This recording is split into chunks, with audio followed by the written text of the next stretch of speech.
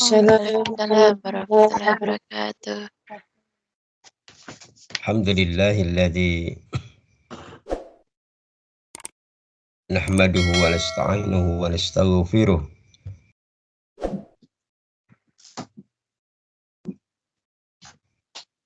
wa na'udzu billahi min shururi anfusina wa min sayyiati a'malina wa may yahdihillahu fawwal muhtadi wa may yudlil falan tajida lahu waliyyan mursyida. Asyhadu an la ilaha illallah wahdahu la syarikalah wa asyhadu anna sayyidana wa habibina wa syafi'ina wa maulana Muhammad wa ala alihi wa sahbihi ajma'in. Wa qala Allahu ta'ala fil kitabihil karim.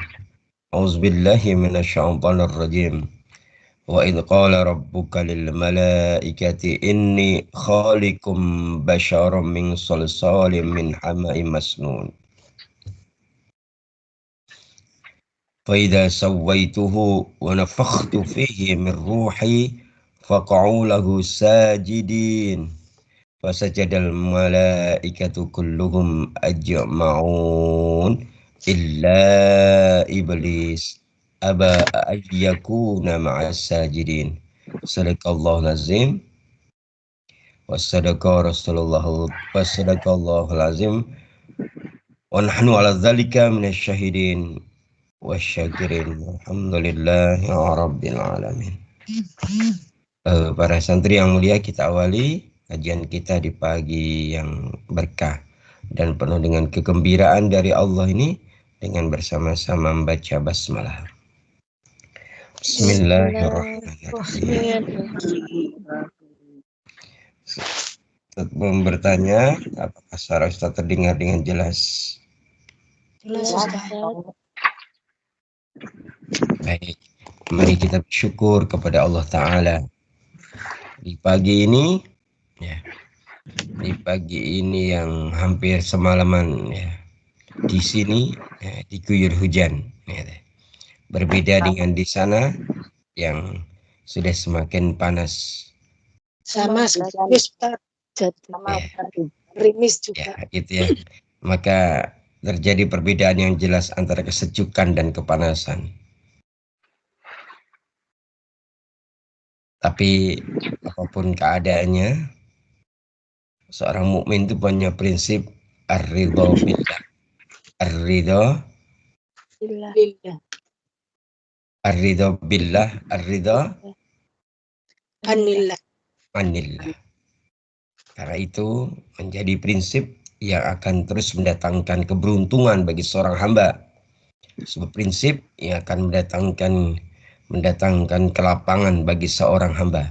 Sebuah prinsip ar-ridha billah, ar-ridha anillah, prinsip yang akan mendatangkan kemudahan-kemudahan semua urusan baik dunia pun di akhirat. Maka barang siapa sudah ar-ridha billah war-ridha anillah, maka segala sesuatu yang menjadi kenyataan hidup yang Allah tetapkan kepadanya, maka yang ada adalah alhamdulillah. Alhamdulillahilladzi bi ni'matihi tatimmus shalihah. Apapun keadaannya, dia akan berkata alhamdulillah ala kulli hal. Insyaallah hidup kita akan tenang dan menyenangkan.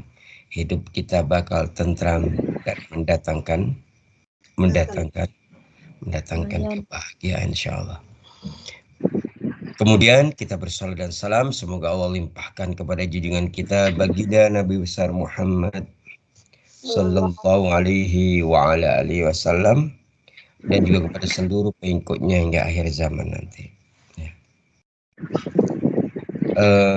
Para santri yang mulia, alhamdulillah, ya, beruntung ya untuk pagi ini, ya, untuk kajian intensif kajian kitab Ayyuhal Walad untuk hari Sabtu bisa terlaksana insyaallah ya. Hari kemarin kita off ya, karena Ustadz masih di perjalanan ya. Jadi kemarin tidak ada kajian, adanya pagi ini. Itu ya. Alhamdulillah. Nah, pagi ini akan melanjutkan apa? Tema kita tentang apa? Ridho. Ar-ridho, ya. Kita sudah sampai kepada perbuatan ridho. Sudah sampai perbuatan ridho yang keberapa?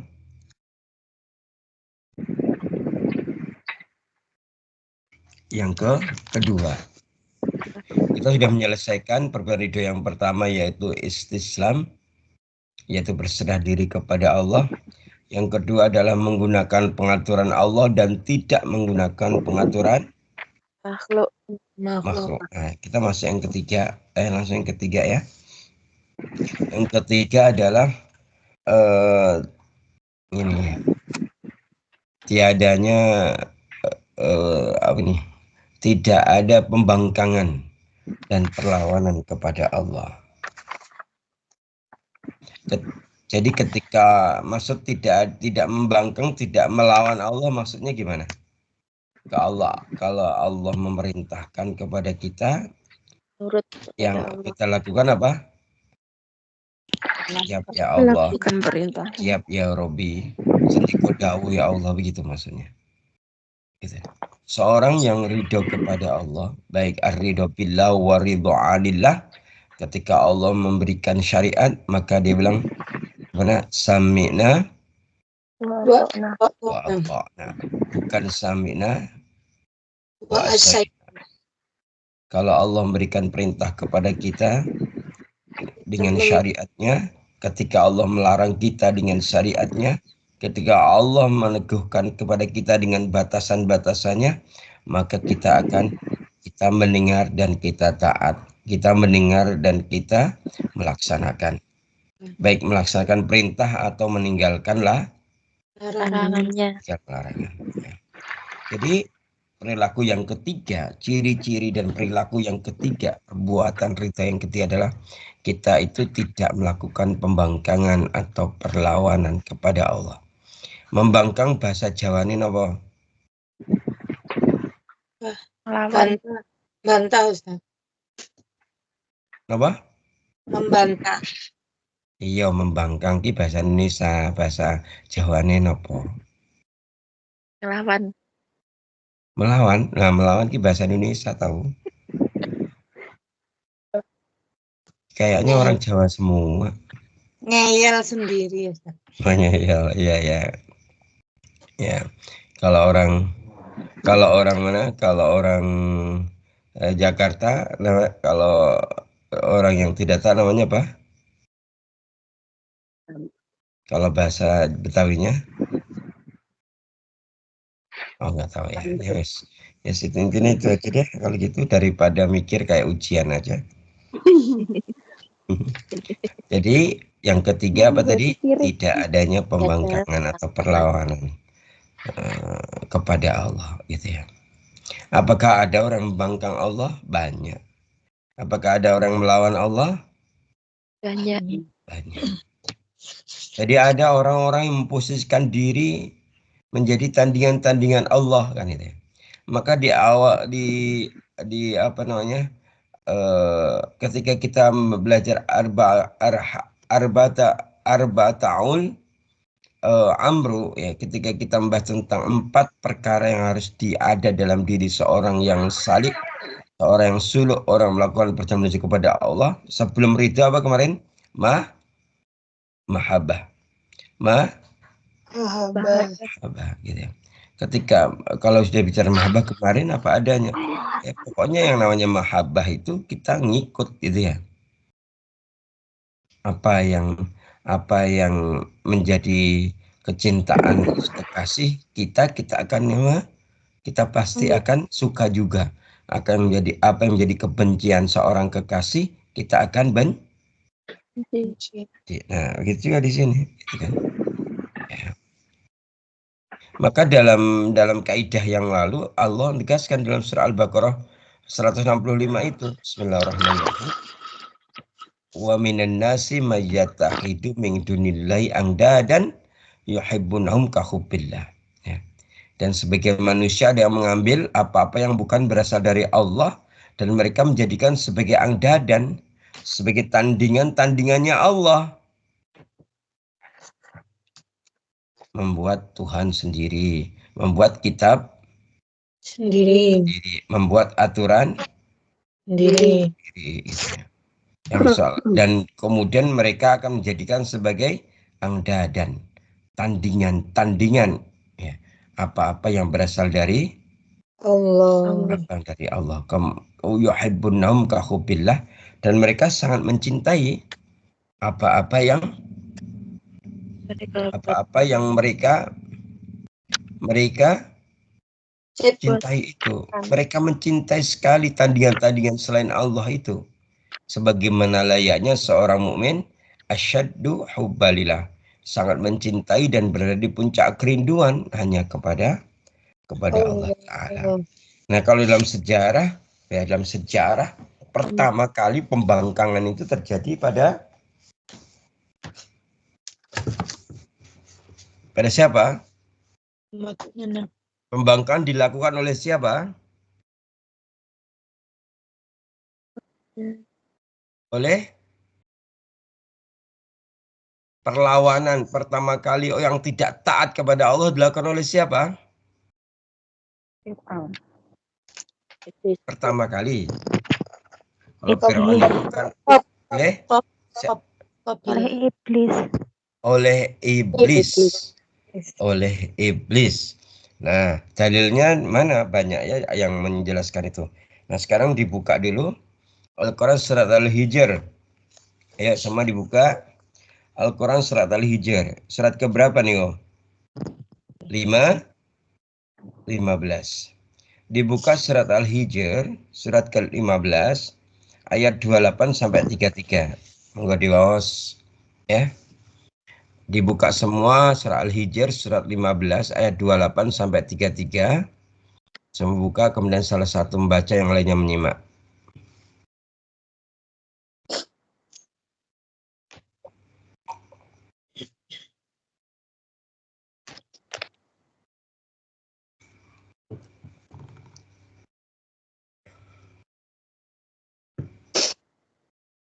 Monggo yang sampun kembali langsung dibaca.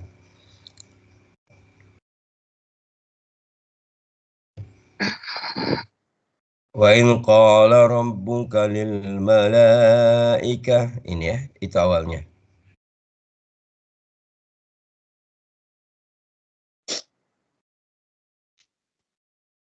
A'udzu billahi minasy syaithanir rajim. Bismillahirrahmanirrahim. Wa idz qala rabbuka lil malaikati inni khaliqum basharam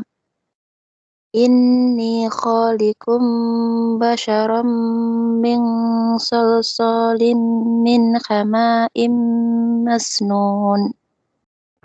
Fa idza sawaituhu wa nafakhtu fihi min ruhi faqa'u lahu sajidin.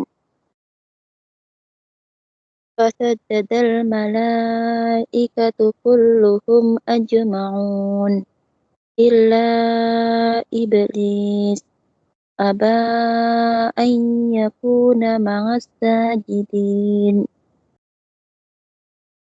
Qala ya iblisu ma laka alla takuna ma'as sajidin.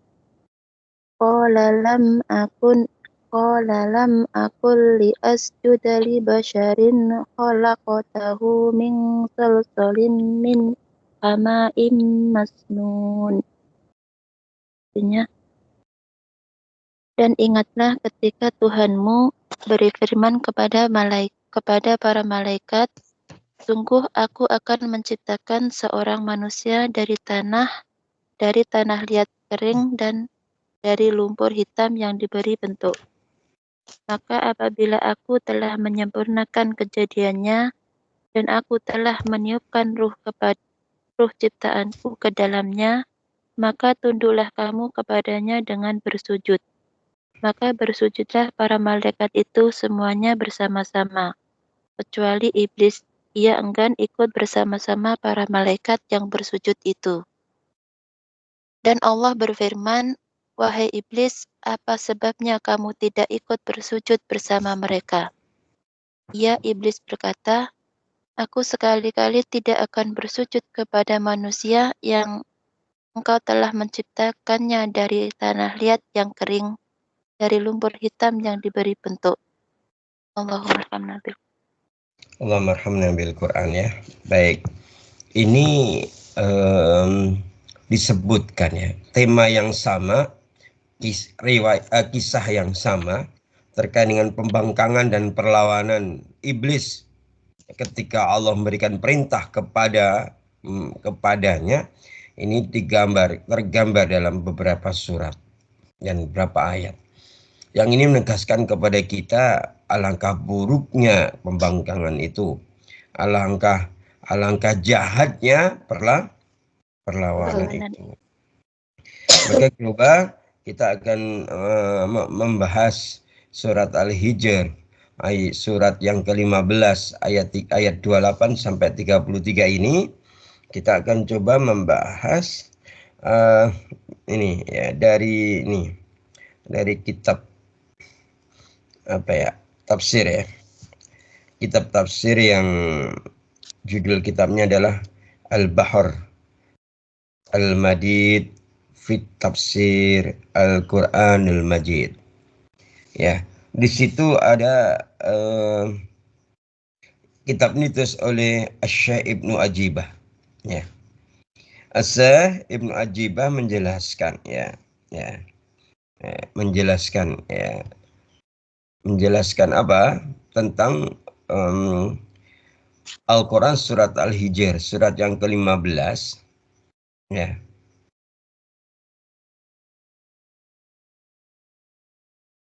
Surat yang 15.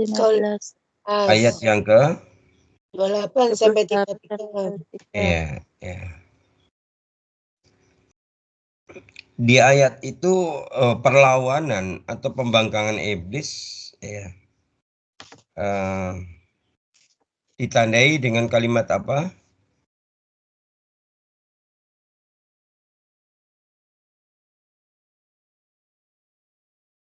Gimana?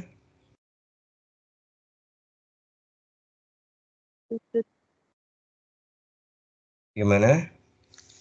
Surat yang ayat yang ke-33 gimana? Qala iblis berkata, lam akul li asjuda li basyarin khalaqtahu min shalshalim min hamma'im masnun, gitu ya. Iblis berkata, aku sekali-kali tidak akan bersujud kepada manusia yang engkau ciptakan dari tanah liat kering dan lumpur hitam yang diberi bentuk. Nah, kan itu kan.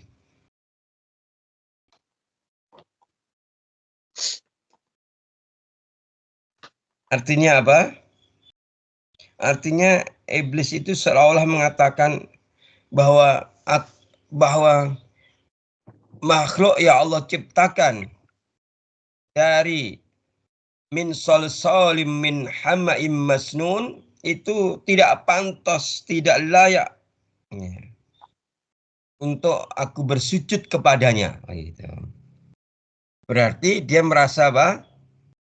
Lebih baik. Lebih baik, lebih tinggi derajatnya, pokoknya merasa lebih, ya, gitu ya.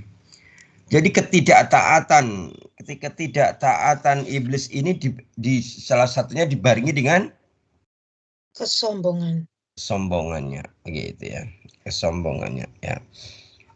Maka iblis saat itu sebenarnya menafikan, ya, menafikan. Menafikan itu apa? Menolak, meniadakan. Ya, meniadakan, ya. Dia itu menafikan penciptaan Allah, ya Allah sebut dengan penciptaan yang terbaik. Berarti kalau menafikan itu menolak, menafikan itu meniadakan tadi, gitu ya. Dengan mengatakan bahwa sedangkan aku, begitu ya, kan itu tak? Sedangkan aku, apa dia bilang? Berasal dari api. Iya, sedangkan artinya aku ini makhluk, kan gini, bahasanya gini loh. Iblis itu ingin mengatakan aku itu makhluk yang derajatnya tinggi. Aku itu diciptakan dari unsur ruhani, ruh gitu ya. Karena kan iblis tidak ada jasad. Betul tidak? Ya. Tidak ada jasad gitu ya. Gitu ya.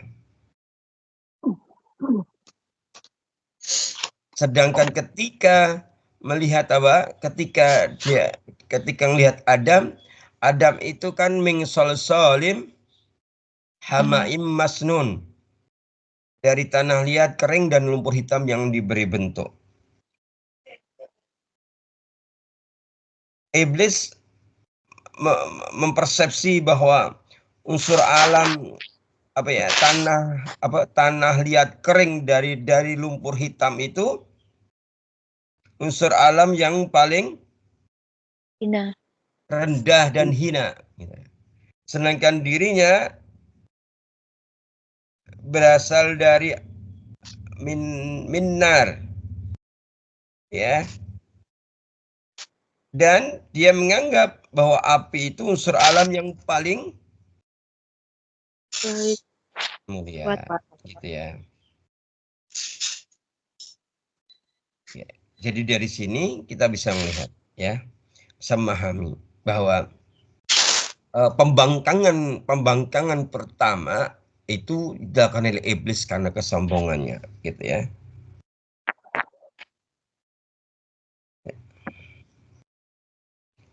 Sedangkan berikutnya kita tahu bahwa Adam alaihissalam itu asal muasal kejadiannya gimana?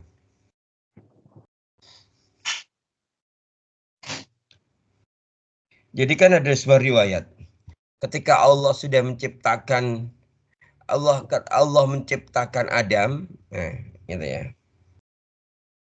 Maka asal muasalnya adalah, ya, Allah itu ini memberikan kesempurnaan yang Allah khususkan kepada Adam itu. Apa coba? Kesempurnaan yang Allah khususkan kepada Adam apa? Allah menciptakan Adam dengan tangannya sendiri tanpa perantara.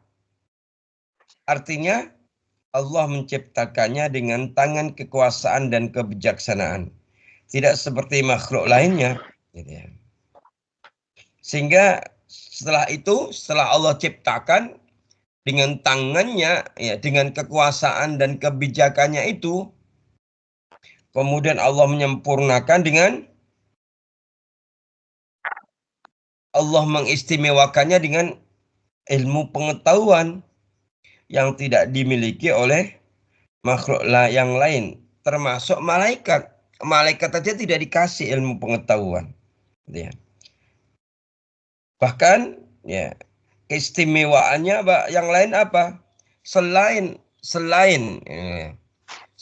Allah sendiri yang menciptakan Adam dengan tangannya, maksudnya dengan kekuasaan dan kebijaksanaannya, tidak pakai perantara. Setelah itu Allah berikan keistimewaan yang lain berupa Allah berikan ilmu pengetahuan yang tidak dimiliki oleh makhluk yang lain termasuk malaikat. Setelah itu Allah memberikan keistimewaan yang ketiga apa? Allah menyempurnakan dengan meniupkan kepadanya dari ruhnya Allah, gitu ya. Ruh ciptaannya Allah, gitu. Allah sendiri yang meniupkan, gitu ya. Meniupkan kepadanya dari ruhnya. Bahkan kemudian setelah itu Allah menjadikan Adam khalifah di muka bumi. Dan tentunya dengan berbagai keistimewaan dan kemuliaan yang lainnya, gitu ya. Maka maknanya apa di sini? Maknanya adalah bahwa sungguhnya, gitu ya, bahwa sungguhnya ketaatan itu, ya, gitu ya, ketaatan itu harus melampaui. Ketaatan itu tidak boleh didasarkan pada aspek Fisik. fisik. Pertama kali iblis tidak mau taat kepada Allah untuk bersujud kepada Adam karena iblis melihat fisiknya siapa? Adam. Adam.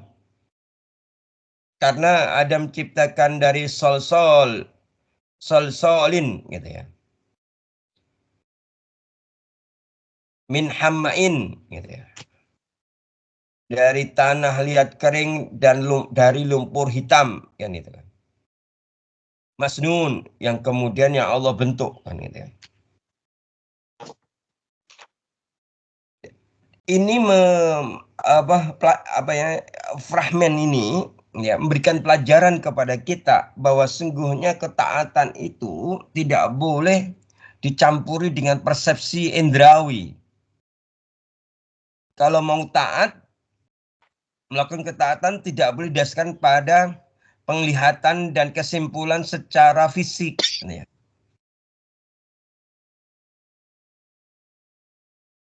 Tetapi bagaimana kita itu mengutamakan pertimbangan secara batiniah. Karena kalau seorang mengutamakan persepsi indrawi, jadi yang dilihat atau yang nampak, maka sangat sulit dan berat untuk taat. Sangat sulit atau berat untuk tunduk kepada perintah. Gitu ya. Maka sekali lagi pelajaran terbaiknya apa? Kita harus mengutamakan makna ketimbang bentuk lahir. Kita harus mengutamakan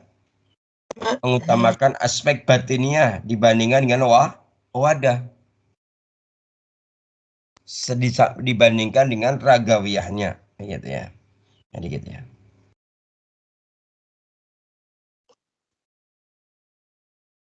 Kemudian juga bahwa kita semua memahami bahwa sungguhnya Adam alaihissalam yang Allah ciptakan langsung dengan tangannya, tangan kekuasaan dan kebijaksanaan itu, maka itu sebenarnya dimulainya syariat Rasulullah. Karena alasan terpenting Allah menciptakan Adam itu ya Nur Muhammad.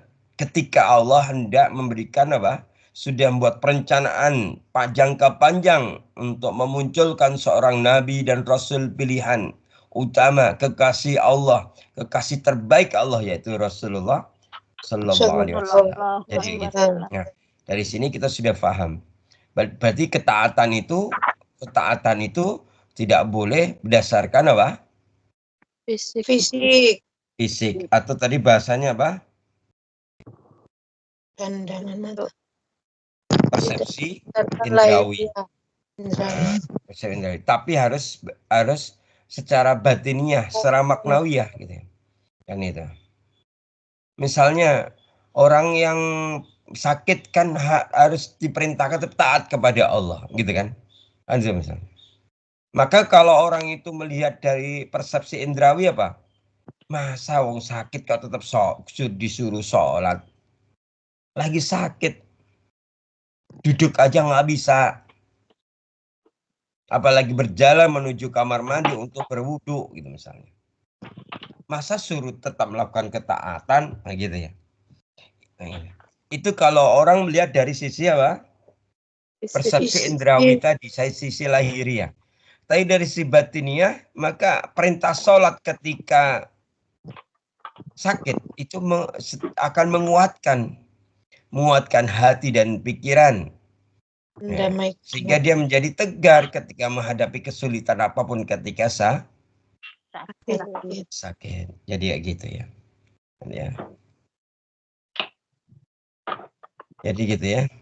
Maka ketika iblis itu melanggar dan tidak taat kepada Allah, maka setelah itu apa yang terjadi?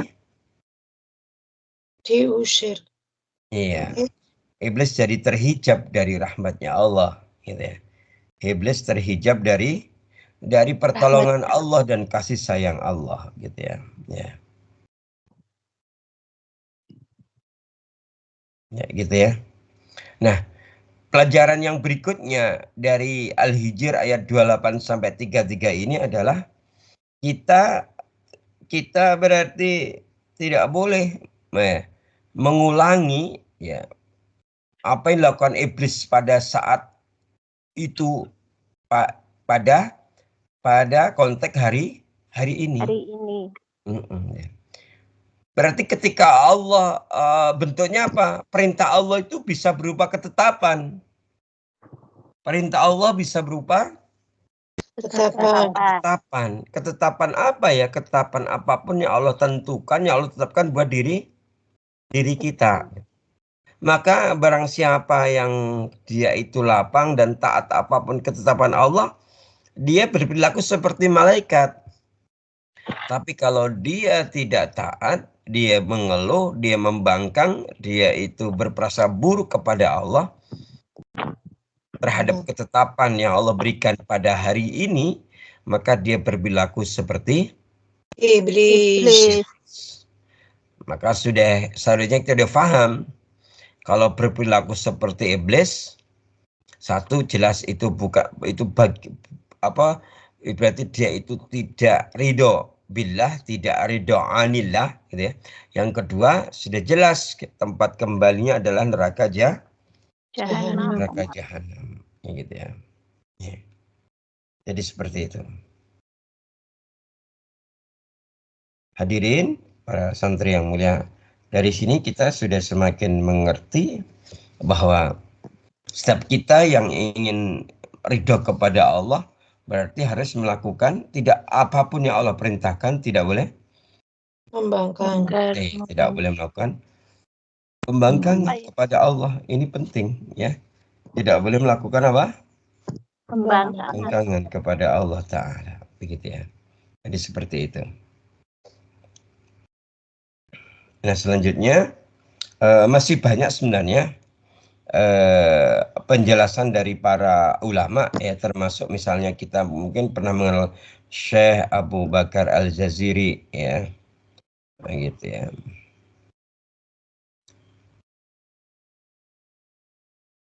Tentang ketaatan dan pembangkangan ini ya, bahkan mungkin Syekh Dr. Muhammad Said Ramadan Al-Buti dan seterusnya ya. Ulama-ulama ini juga menjelaskan kepada kita dengan substansi dan makna yang sama dengan apa yang disampaikan oleh Syekh Ibnu Ajibah dalam Al-Bahar Al-Madid fi Tafsirul Quranul Majid tadi ya, sama bahwa sesungguhnya ketaatan itu harus tanpa reserve. Tahu nggak reserve?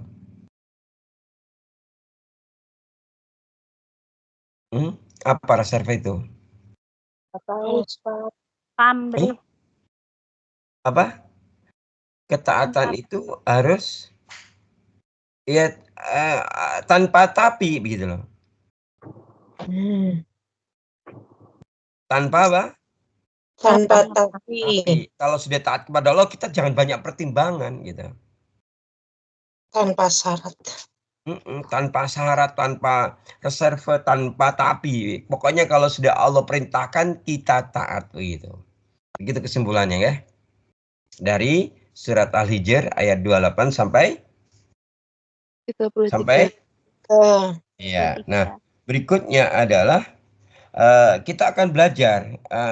Jadi dalam sejarah pembangkangan itu ya, dalam sejarah pembangkangan itu kita bisa belajar dari dua hal. Pertama tadi Sabah? Iblis. Yang kedua ini adalah kita bisa belajar dari sebuah kaum. Sebuah kaum yang sekali lagi pada kaum itu Allah mengutus banyak sekali para nabi dan rasul. Jadi mayoritas nabi dan rasul itu Allah utus dari kaum ini. Gitu. Jadi kaum ini awalnya itu kaum yang sangat dimuliakan oleh Allah. Tapi karena melakukan perlawanan pembangkangan kepada Allah, kemudian Allah rubah menjadi kaum yang dilaknat oleh Allah. Di antaranya adalah kaum Musa, kaumnya Musa. Siapa itu? Bani Israel. Nah, itu dia ya. Oke, baik. Kita mungkin sudah ini ya, gitu ya. Jadi Allah tuh mengangkat nabi-nabi di antara mereka, di antaramu, Masya Allah. Nabi-nabi. Kalau di Arab dari Arab kan cuma beberapa. Mulai dari siapa Arab itu? Ismail. Itu. Kalau dari Bani, kan kebanyakan dari siapa? Dari Israel. Iya, dari siapa? Israel itu siapa? Nabi siapa? Nabi Musa.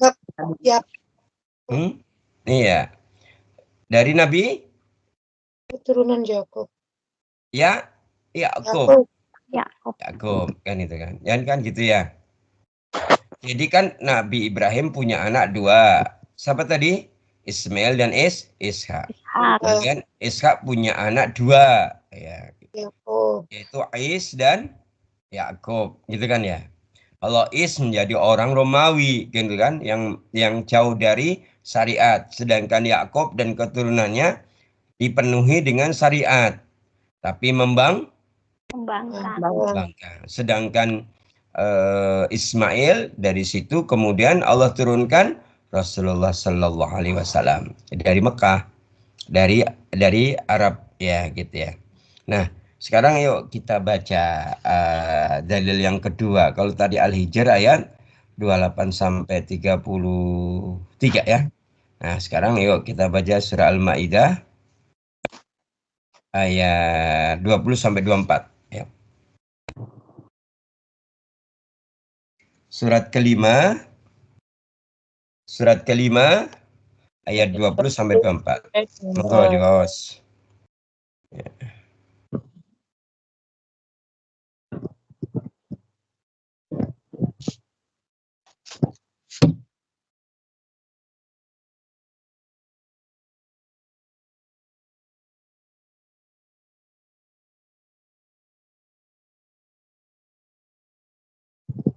Monggo Bu Dewas. Monggo diwas. Gak panjang, monggo diwas.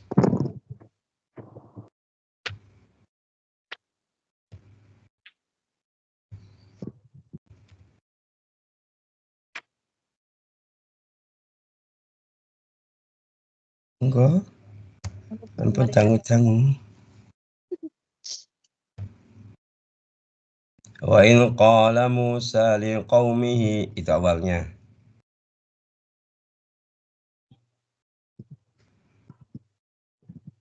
Mariati. Aku sih mau ora sida kajian, Mbak. Salah kabeh. Bocah.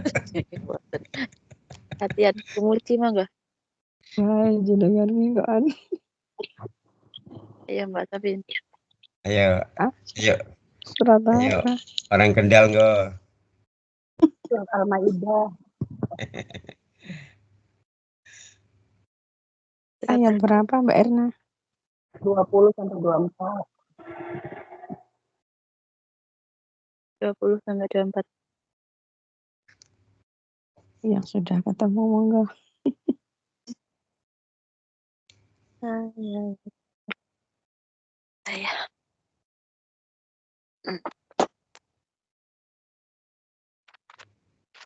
Itu kalamu.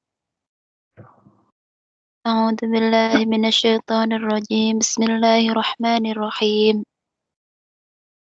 Wa idz qala Musa liqaumihi ya qaumi dzkuru ni'matallahi 'alaikum. Ya qaumi dzkuru ni'matallahi 'alaikum idz ja'ala fikum anbiya'a wa ja'alakum mulukan wa atakum ma lam yu'ti ahadan minal 'alamin. Ya qaumi dkhulul ardal muqaddasata allati kataballahu lakum wa la tartadu ala adbarikum fatanqalibu khasirin. Qalu ya Musa inna fiha qauman jabbarin wa inna lan nadkhulaha hatta yakhruju minha fa in yakhruju minha fa inna dakhilun. Qala rajulani minal ladzina yakhafuna an'amallahu alaihima Qala rajulani minal ladzina yakhafuna an'amallahu alaihim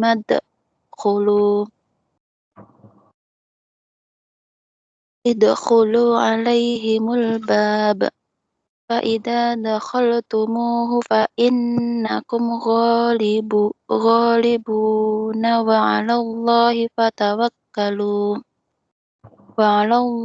fatawakkalu in kuntum mu'minin.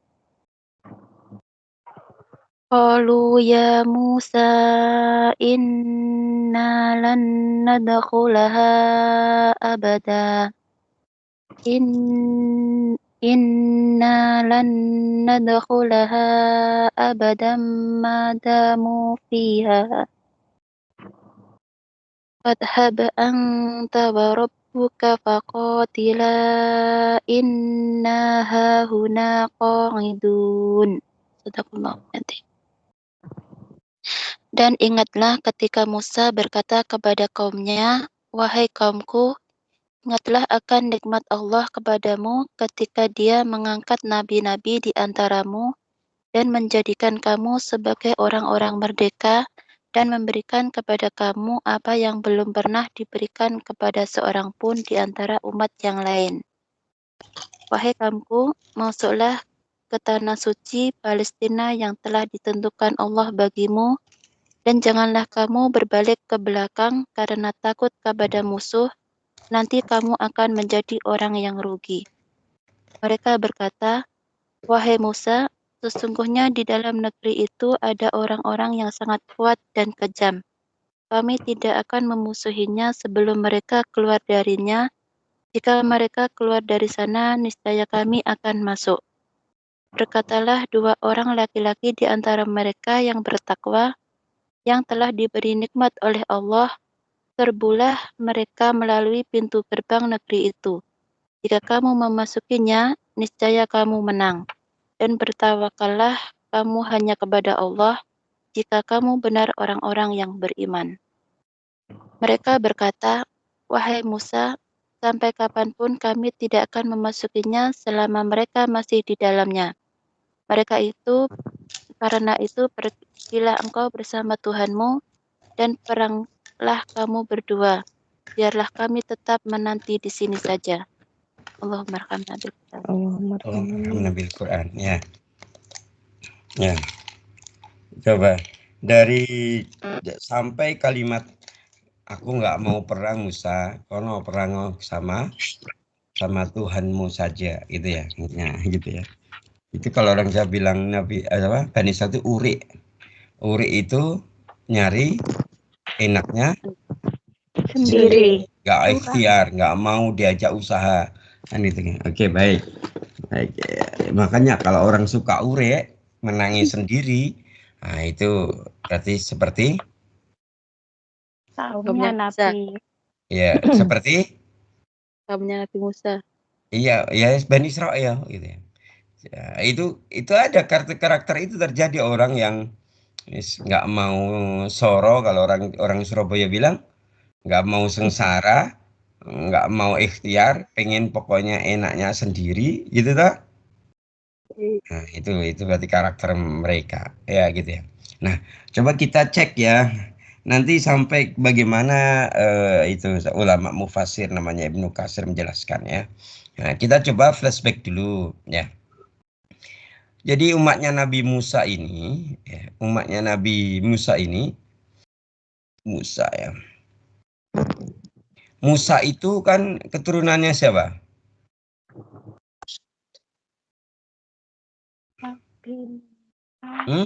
Nabi Ibrahim. Bani Israel. Iya, dari siapa? Jadi gini, Oke, Musa itu anak-anak turunnya dari Imron. Imron itu siapa? Salah satu dari 12 bersaudara, anaknya siapa? Nabi Yakub, gitu kan? Dimana kita sudah memahami yang mengenalnya, ya Nabi Yakub itu panggilannya, julukannya Israel. Nah, Israel itu kalau bahasa Arabnya Abdullah. Oh, kalau gitu anakku nanti kalau lahir lagi tak namain Israel ya jangan.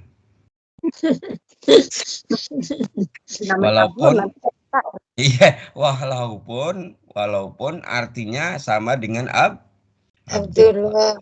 Abdinya. Nah, awalnya sebenarnya begitu gitu ya. Nah, Nabi Yakub yang digelari Israel gitu ya. Itu Tuhan ya. Rael itu sebenarnya ketaatan ya. Orang taat kan itu. Awalnya ia mempunyai 12 anak laki-laki dan 1 orang anak perempuan kan. Di mana 12 anak laki-laki itu 2 diantaranya siapa? Yakub dan Lah, Binyamin dan Yusuf. Binyamin. Yusuf dan Binyamin ya. Nah, jadi kan ya jadi anak 12. Jadi kan itu ya diulangi. Jadi Nabi Yakub itu punya istri 4. Dari istri 4 ini memiliki 12 anak laki-laki dan 1 perempuan. Nah, cuma yang terkenal yang masyhur itu yang diceritakan 12 anak laki-laki ini. Di mana 12 anak laki-laki itu salah duanya adalah gitu ya. Nah, dari salah satu istri Nabi Yakub itu melahirkan 2 anak, namanya ya Nabi Yusuf dan Benyamin. Nah, gitu ya. Sudah ya, sudah. Nah, kemudian dari 12 ini kemudian ada anak namanya Imron. Dari Imron ini punya anak keturunan namanya Musa wa Harun. Kemudian salah satu lagi di situ ada anak namanya Yahuda gitu ya. Punya anak keturunan Daud Sulaiman. Gitu ya. Maka di dalam ayat tadi gimana bunyinya? Surah Al-Maidah tadi. Ya. Pripun tadi? Surat Al-Maidah ayat pinten wau? 20 sampai 4. 20 sampai 24. Ya. Di situ ada mana kalimatnya apa yang menunjukkan bahwa apa? Bahwa Allah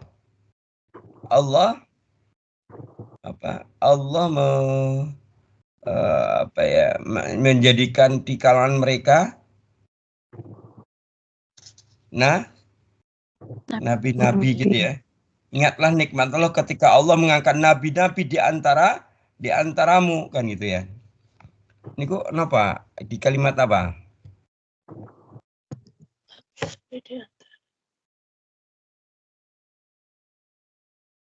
Itu loh di awal di surat 20, di ayat 20 niku loh.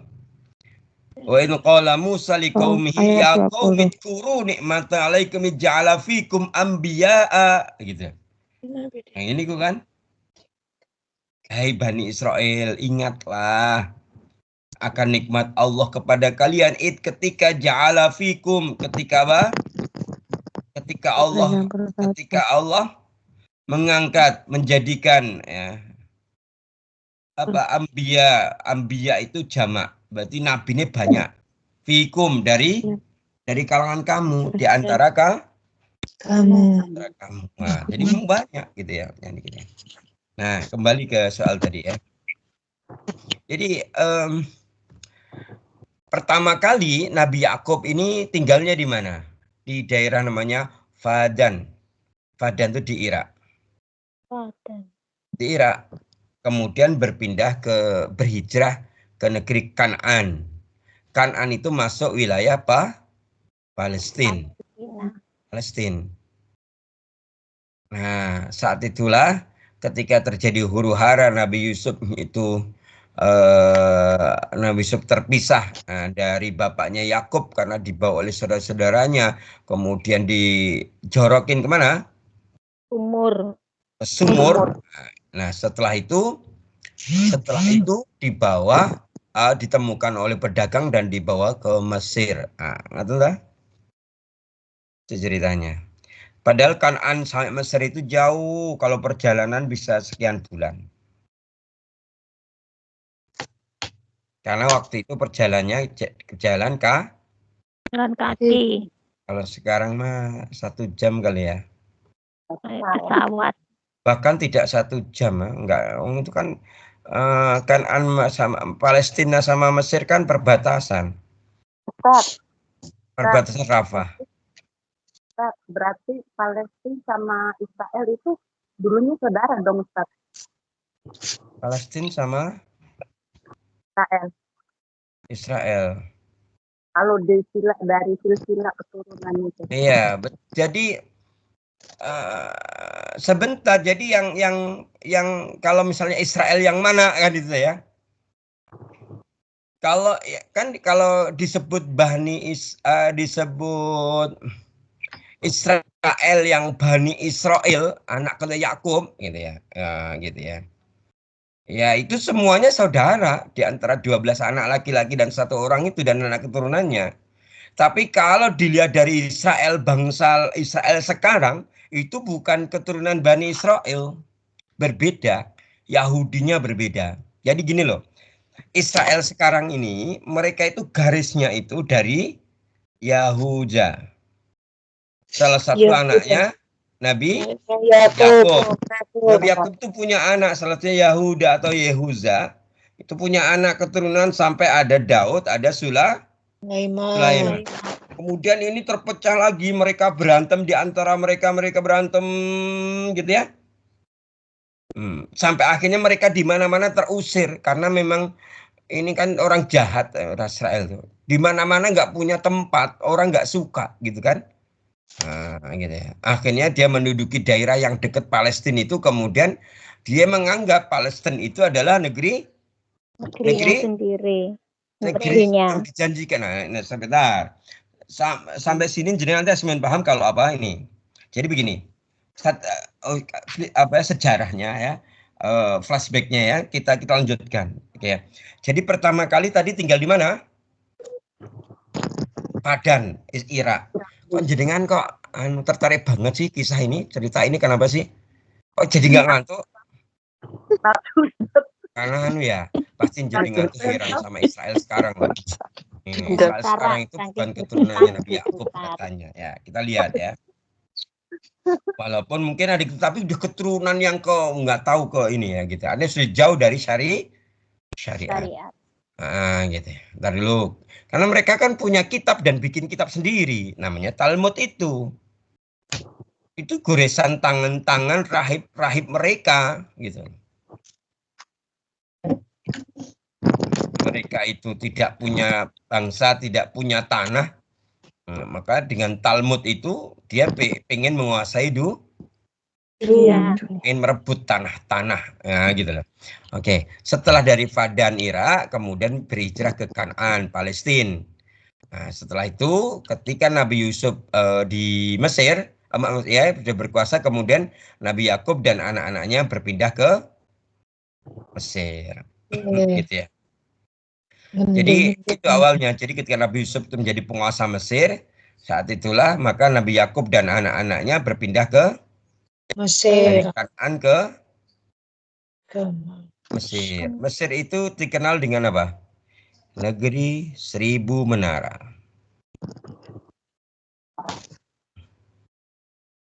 Belum pernah ke sana. Belum. Ayo ke sana yuk. Iya, kalau Ustaz aja ayo aja, tapi nggak berangkat. Iya toh? Oke, ntar dulu. Setelah kemudian kan itu kan terjadi kan lama ya, Bang. Kalau dalam ya kalau tahunnya sekitar 2000 sebelum Masehi lah ya. Nah, setelah itu, setelah sekian ratus tahun berikutnya terjadi apa ya? Perubahan politik di Mesir. Lama-lama kondisinya tidak menguntungkan bagi Bani Israel. Karena setelah itu mulai ada dinasti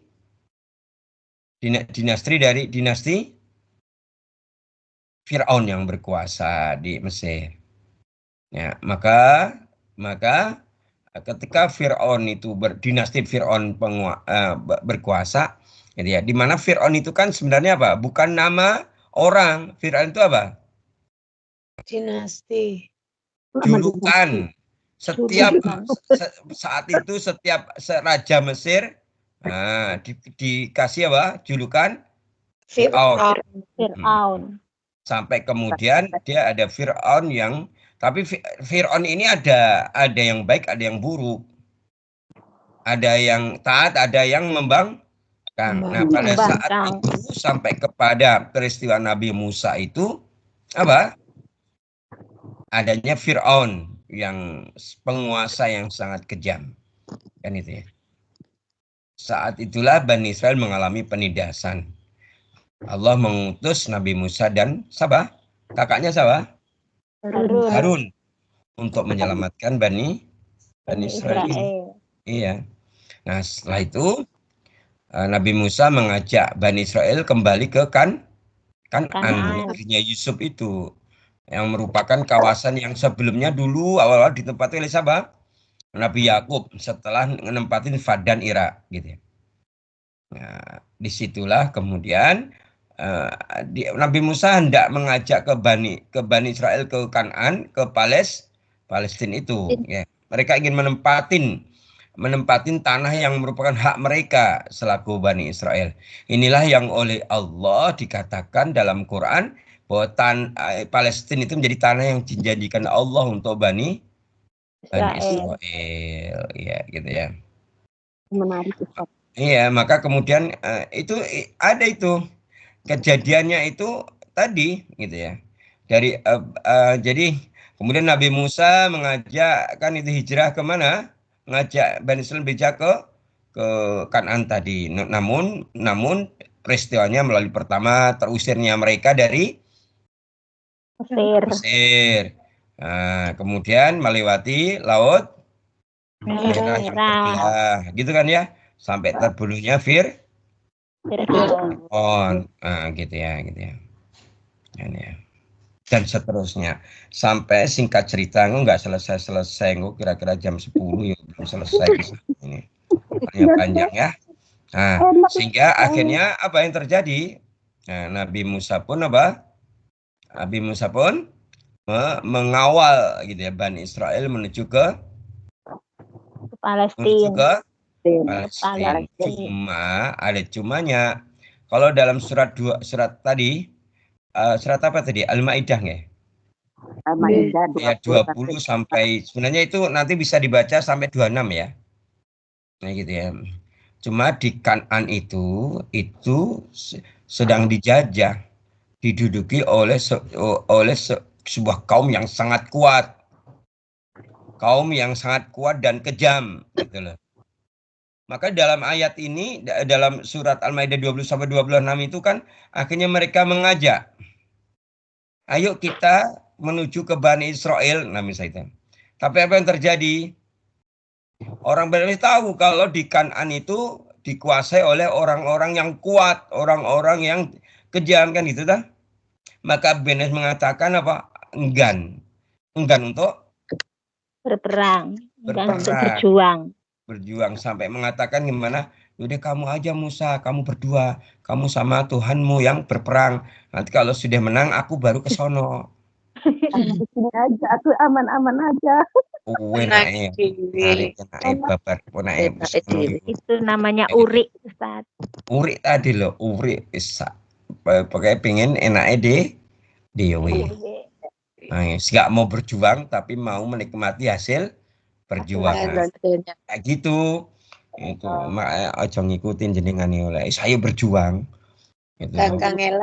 Iya, jangan sampai pokoknya kamu aja yang berjuang. Setelah menang, aku juga akan menikmati kemenangan ini. Wah, penak bener. Enak bener. Waktunya habis loh ini. Isai belum Bukan selesai. ngelan, pengen penak nih Ustaz nggih. Nah, Ya Allah, nggak terasa Ustaz. Enak. Ya, lek didongengin enak toh. Ya Allah. Udah, ini sudah apa dilanjutkan sampai titik? Lanjutkan. Manut, manut Ustaz. Ya udah ya nggak apa-apa. Lek manut berarti sudah. Ya kalau nggak manut nanti ya nggak itu. Nanti membangkang. Iya, Nggak boleh membangkang Ustaz. nggak boleh Nanti membangkang. kayak apa? Bani?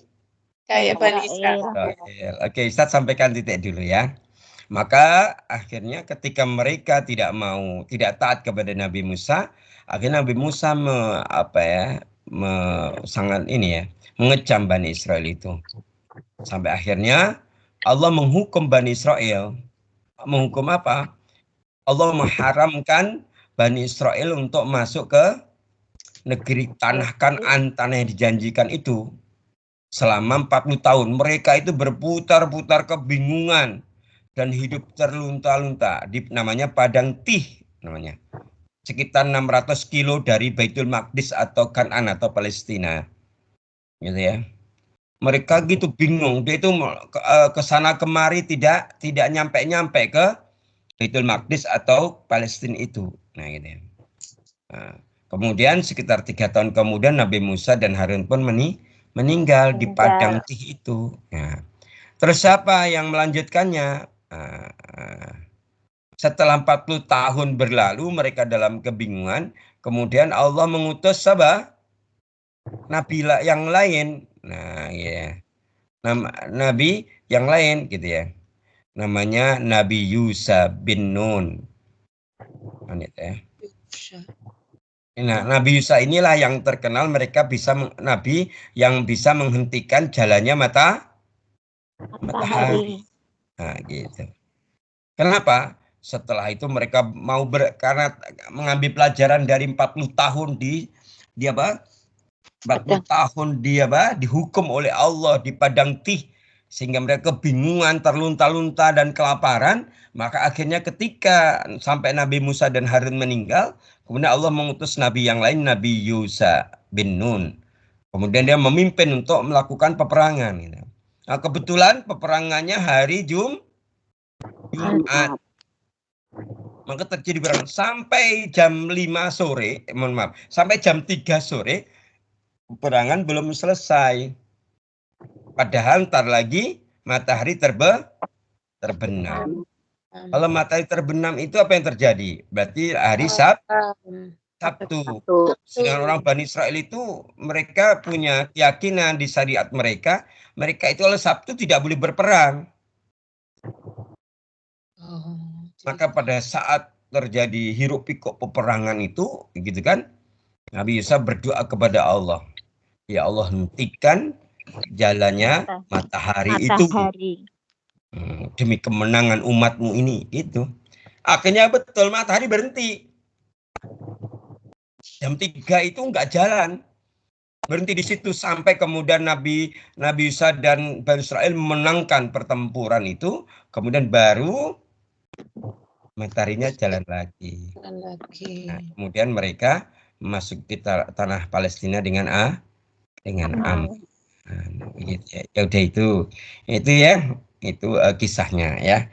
Nah, tetapi mereka itu termasuk orang-orang yang tadi ya, kalau konteksnya adalah yang orang yang sangat tidak taat kepada Allah. Sampai-sampai seorang mufassir, seorang ulama ahli tafsir, Ibnu Katsir mengatakan bahwa bahwa Nabi dalam surat 5 surat Al-Maidah 20 sampai 24 atau sampai 26 ini di situ sebenarnya Nabi Musa merintahkan umatnya untuk masuki tanah yang disucikan serta memerangi musuh mereka, gitu ya. Bahkan Nabi Musa pun juga memberi kabar gembira kepada umatnya bahwa mereka akan mendapatkan kemenangan dan pertolongan. Namun Bani Israel mereka itu abai, enggan dan menolak perintah Nabi Musa. Maka mereka dihukum mengembara, meninggalkan tanah suci itu di padang apa tadi? padang tih Tih. selama 40 Tahun. kita misalnya. Jadi gitu, kalau nggak taat, kalau membangkang kita dihukum oleh Allah. Nggak tahu. Nah, mungkin kalau konteks sekarang padang tih itu ada, tapi tidak di situ gitu loh. Ada padang tih yang lain, gitu ya. Nah, makanya jenengan kalau di Hong Kong jangan sampai menjadi padang tihnya jenengan. Sampai kebingungan di Hong Kong nggak pulang-pulang misalnya. Padahal negeri yang dijanjikan Allah buat jenengan itu negeri Indonesia. Gitu ya. Tahu jalan Ya, pulang. ini kalau orang Jawa ngomongnya paribasan, analogi. Ya, jadi kita. Baik, mungkin demikian ya, sudah. Mohon maaf lahir batin. Ya, mohon Ustadz gisinya 1 jam lebih ya. 1 jam, Masya Allah, 1 jam 6 menit. Berarti cukup lama ngisinya gitu ya. Mohon maaf lahir batin. Ya. Insya Allah kita pekan depan kita masih masuk bab tentang ini. Belum selesai ya. Kita akan membahas tentang bagaimana tidak bahwa perbuatan ridho yang ketiga tidak melakukan pembangkangan dan perlawanan kepada Allah. Nah, kita akan buka dalil-dalil yang lain dan seterusnya. Ya, penjelasannya biar kita tidak termasuk ini. Ya, tidak termasuk orang melakukan pembangkangan. Gitu nggih? Allah Ta'ala alam, semoga ada manfaatnya. Kita akhiri kajian kita pada pagi hari ini dengan baca hamdalah dan doa kafaratul majelis. Alhamdulillah Rabbil Alamin. Wa bihamdika asyhadu an la ilaha illa anta astaghfiruka wa atubu ilaik. Wassalamualaikum warahmatullahi wabarakatuh. Waalaikumsalam warahmatullahi wabarakatuh.